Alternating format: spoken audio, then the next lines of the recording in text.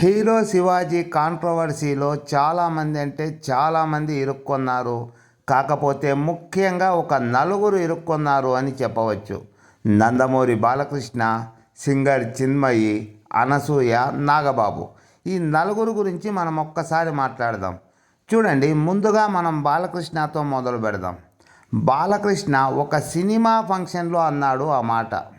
సినిమాలలో అంటే రియల్గా కాదు, సినిమాలలో హీరోయిన్ అంటే ఆవిడకు కడుపన్నా చేయాలి, లేకపోతే డ్యూయట్లన్నా పెట్టాలి. ఇలా పెట్టకపోతే సినిమాలో కుదరదు, సినిమాలు ఆడవు అన్నాడు. అంటే నిజ జీవితంలో మీరు ఇలా ఉండండి, నిజ జీవితంలో మీరు అందరూ వెళ్ళి కడుపులు చేయండి, నిజ జీవితంలో ఆడవాళ్ళతో డ్యూయట్లు వేసుకోండి అని బాలకృష్ణ చెప్పలేదు. ఆయన చెప్పింది సినిమా ఫంక్షన్లోనే, అది సినిమాలలో ఇలా ఉండాలి అన్నాడు. సో దాని గురించి ఇంకా వివాదం అనవసరం, అందులో ఎటువంటి తప్పు లేదు. ఎందుకంటే సినిమాలలో ఈ మధ్య చాలా బూతులే ఉన్నాయి. ఇంకా సినిమాల గురించి, సినిమాలలో తప్పుల గురించి మాట్లాడాలి అంటే కనీసం సినిమాలు కాదు కదా, జబర్దస్త్, ఢీ లాంటి షోలు కూడా ఆపేయాలి. అవి కూడా బూతు షోలే. సరే, ఇప్పుడు బాలకృష్ణ కాంట్రవర్సీ అయిపోయింది. ఇంకా అనసూయ గారి గురించి మాట్లాడదాం. ఈ శివాజీ అనేవాడు మీరు సామాన్లని చూపించకండి అన్న వెంటనే బయటకు వచ్చినటువంటి వ్యక్తి అనసూయ. ఈవిడ దాదాపుగా ఎక్కువగానే నోరు బారేసుకుంది. ఎవరైనా చెప్తే మేము వింటామా ఏంటి, మా ఇష్టం అనే రేంజ్లో మాట్లాడేసింది. అంటే ఈవిడకు ఒక విషయం అర్థం కావడం లేదు. ఈవిడ సినిమా ఆవిడే కదా, సినిమాలలో కూడా పనిచేసింది కదా, నేను కూడా హీరోయిన్ అని గొప్పగా చెప్పుకుంటూ ఉంది కదా, నాలాంటి హీరోయిన్కు మర్యాద లేదా అని కూడా చెప్పుకుంటోంది కదా, మా సామాన్లు మా ఇష్టం అని కూడా అంటోంది కదా. ఈవిడ ఒక్క విషయం మర్చిపోయింది. మీరు సినిమాలలో గనక ఇప్పుడు ఇన్స్టాగ్రామ్లో ఇటువంటి చోట్ల పెడుతున్నటువంటి ఆ వీడియోలు కానీ ఆ పోస్టులు కానీ పెట్టారు అనుకోండి, ఖచ్చితంగా సెన్సార్ వాడు ఈ సినిమాని ఆపేస్తాడు. ఇంకొక విషయం కూడా చెప్పాలి, సినిమాకు ఏ సర్టిఫికేట్ ఇచ్చి రౌండ్ మార్క్ వేసి ఈ సినిమాని నీలి రంగులోనే చూపించండి, అంతేగాని మీరు ఫుల్ వైట్లో చూపించకండి అనేస్తారు. అంటే ఒక నీలి సినిమాగా ముద్ర పడిపోతుంది. ఈ విషయం ఎందుకు ఆవిడ మర్చిపోతుందో అర్థం కావడం లేదు. అంటే ఈవిడ సినిమాలలో పనిచేసినా ఈ విషయం ఆవిడకు తెలియదు. ఆవిడ ప్రదర్శిస్తున్నటువంటి ఈ ప్రదర్శనలు కానీ, ఆవిడ చూపిస్తున్నటువంటి ఈ అంగాంగ ప్రదర్శన కానీ, వీటన్నిటినీ సినిమాలలో గనక పెడితే ఖచ్చితంగా ఈ సినిమా నీలి చిత్రంగానే సర్టిఫికేట్తో బయటకు వస్తుంది. ఇది మర్చిపోయి పాపం శివాజీ చెప్పిన మంచి మాటలకు నేనేదో కౌంటర్ ఇస్తున్నాను అన్న ఫీలింగ్తో కౌంటర్లు ఇస్తూ ప్రజలలో చులకనగా మారిపోయింది. ప్రజల దాకా ఎందుకు, చాలామంది మహిళలు అనసూయనే తిడుతున్నారు, శివాజీని పొగుడుతున్నారు. అంటే మనం 100% కన్ఫార్మ్గా చెప్పవచ్చు, ఈ విషయంలో మాత్రం అనసూయ మాట్లాడింది తప్పు. ఎందుకంటే జబర్దస్త్ షో అని ఒకటి ఉంది, అదేం సినిమా కాదు కదా, ఒక షో అది. అంటే ఇంట్లో టీవీ ముందు చూసేటువంటి ఒక షో. అంటే చిన్న పిల్లల దగ్గర నుంచి ముసలి వాళ్ళ వరకు చూసే షో. ఎందుకంటే దాని పేరు కామెడీ షో, అంతేగాని అది బూతు షో అని దానికి పేరు పెట్టలేదు. కామెడీ షో కదా, అందరూ చూద్దామని అందరూ హాయిగా కూర్చుంటారు, చూస్తారు. కానీ అదే షోలో ఎన్ని బూతు పదాలు మాట్లాడారు, ఒకటా రెండా బూతు పదాలు. నాకు తెలిసి ఆ జబర్దస్త్ షో స్టార్ట్ అయినప్పుడు ఇంకా ఈరోజు వరకు ఆ షోలో బూతులు ఎన్ని ఉన్నాయి అని వెతికితే 1,00,000 బూతులు దొరుకుతాయేమో, నా అంచనా ఇది. అంటే 1,00,000 బూతుల షోకి యాంకర్గా పనిచేసినటువంటి ఈవిడ ఇటువంటి నీతులు మాట్లాడడం ఏమాత్రం సమంజసం కాదు. ఆవిడ ఏమనాలి అంటే ఈ విషయం పైన, అది మా ఇష్టం, మేము వేసుకుంటాం, శివాజీ చెప్పింది తప్పేమీ కాదు, చాలా మంచి మాట చెప్పాడు, మేము సమాజాన్ని చెడగొడుతున్నాము, అదేమో వాస్తవమే, చిన్నపిల్లలందరినీ చెడగొడుతున్నాము, యూత్ని చెడగొడుతున్నాము, ఇది వాస్తవమే. కానీ ఏం చేయాలి, మాకు కూడా ఇది ఒక వ్యసనంగా మారిపోయింది. కొంతమందికి బీడీ, సిగరెట్, గుట్కా, పాన్ పరాకు వ్యసనం, కొంతమందికి ఈ వక్కాకు కడ్లపొడి ఇవి వ్యసనం, కొంతమందికి పొగాకు వ్యసనం, కొంతమందికి డ్రగ్స్ వ్యసనం, కొంతమందికి సినిమాలు వ్యసనం, కొంతమందికి బ్రాందీ అంటే వ్యసనం, విస్కీ అంటే వ్యసనం, వాడ్కా అంటే వ్యసనం. అలాగే మాకు కూడాను ఈ చిన్న వ్యసనం ఉన్నది. అది ఏమిటి అంటే మా ఇష్టం వచ్చినట్లు బట్టలు వేసుకొని తిరగడం. ఈ వ్యసనానికి మేము బానిస అయిపోయాం కాబట్టి మేము మారలేకపోతున్నాము. మీరు బ్రాందీ తాగేవాళ్ళు మానమంటే మానతారా? సేమ్ అదేవిధంగా మేము ఈ చెడ్డ వ్యసనానికి బానిస అయిపోయాము అని ఒక్క మాట చెప్పి ఉంటే సరిపోయేది. ఈ చెడ్డ వ్యసనానికి బానిస అవ్వడమే కాకుండా చెడ్డ వ్యసనానికి మద్దతు పలకలేదు అని పాపం శివాజీని తిడుతూ ఉంది. ఇది అనసూయ గారి పరిస్థితి. ఆవిడ గురించి కాసేపు పక్కన పెడదాం. ఇంకా ఈ సింగర్ చిన్మయి గారి దగ్గరకు వద్దాం. ఈవిడ పాడిన పాటలలోనే బీభత్సమైన బూతులు ఉన్నాయి. ఇప్పుడు శివాజీ మాట్లాడిన దానికంటే 100 రెట్లు బూతులు ఉన్నటువంటి పాటలు ఎన్నో ఆవిడే పాడింది. అది గొంతు సవరించుకొని అద్భుతమైన మ్యూజిక్ మధ్యలో ఈవిడ లక్షణంగా పాడింది, సలక్షణంగా పాడింది. అంటే ఈవిడ దృష్టిలో ఈవిడకు ఆదాయం వస్తుంది అంటే మహిళలు ఏమైపోయినా పర్వాలేదు, మహిళల మీద ఎన్ని బూతులు ఉన్నా పర్వాలేదు, మహిళ బాడీ గురించి ఎంత కించపరిచినా పర్వాలేదు, మహిళ శరీరంలోని అంగాంగాలని వర్ణించిన రచయిత ఈవిడ వాటిని పాడడానికి ఏమాత్రం వెనకంజ వేయదు. దీనికి కూడాను ఆవిడ ఒక్క మాట చెప్పవచ్చేయండి, నేను కూడాను ఎన్నో పాటలు పాడాను, ఎంతోమంది ఈ ఆడవాళ్ళు అసహ్యించుకునే విధంగా, అంటే వాళ్ళ మనోభావాలు దెబ్బతినే విధంగా, ఆడజాతి మొత్తం చీతూ అనే విధంగా చాలా పాటలు పాడాను. అది కూడాను నాకు ఒక ఆర్థిక వ్యవస్థ. నేను అలా పాటలు పాడితేనే నాకు పొట్ట గడుస్తుంది. అందుకని నేను ఎన్నో నీచమైన పాటలు పాడాను.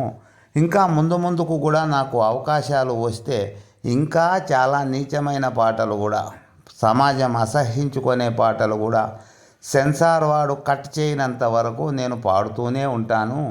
నాకు 70 సంవత్సరాలు, 80 సంవత్సరాలు, 90 సంవత్సరాలు వయసు వచ్చినా నాకు గొంతు బాగా ఉంది అంటే మహిళలను కించపరిచే పాటలు పాడతాను. అదేవిధంగా ఈ మగవాళ్ళని కించపరిచే పాటలు పాడతాను, తల్లులను కించపరిచే పాటలు పాడతాను, చిన్నపిల్లలను కించపరిచే పాటలు పాడతాను. టోటల్ సమాజం చెడిపోయినా, టోటల్ ప్రపంచమంతా ఈ పాటల వల్లనే నాశనమైపోతుంది అని మీరు అనుకున్నా నేను మాత్రం ఖచ్చితంగా పాడతాను. ఎందుకంటే అది నా పొట్టకోటి కోసం చేసే పని అని ఒక మాట చెప్పి ఆ తర్వాత శివాజీ ఇలా మాట్లాడడం తప్పు అని ఉంటే బాగుండేది. ఆవిడ ఏమో జీవితంలో ఎప్పుడు ఎవరిని కించపరచనట్లు, ఆవిడ పాటలన్నీ ఏ భగవంతుని పాటలు అన్నట్లు ఆవిడ వచ్చి ఇలా మాట్లాడడం చాలా అంటే చాలా పెద్ద తప్పు ఇది.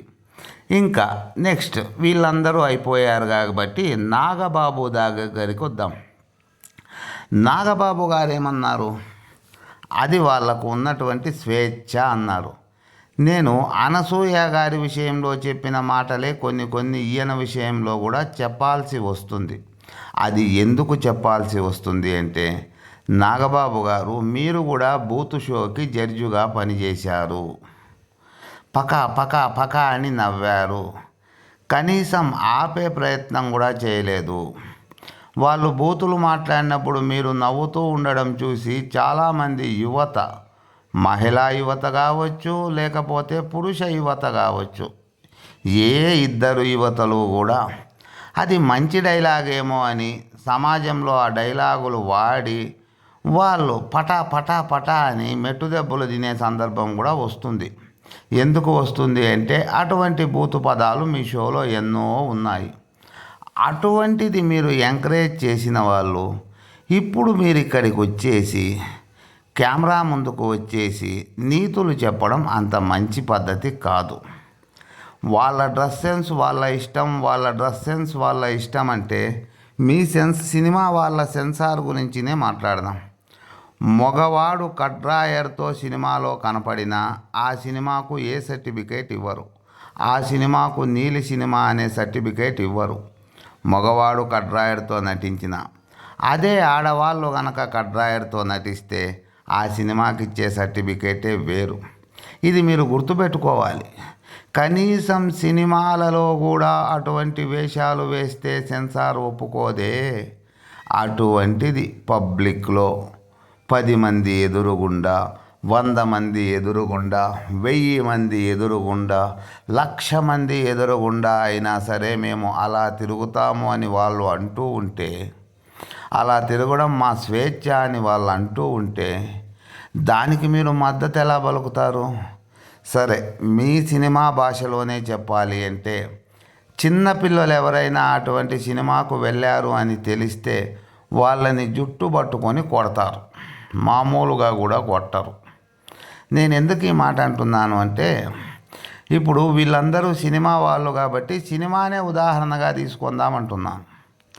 సినిమాలలో అలా స్విమ్మింగ్ డ్రెస్సులతో చకాచకామని బయటికి వచ్చి అటువంటివి ఎక్కువ శాతం సీన్లని ఆ సినిమాలో పెడితే ఆ సినిమాకు ఎటువంటి సర్టిఫికేట్ ఇస్తారు?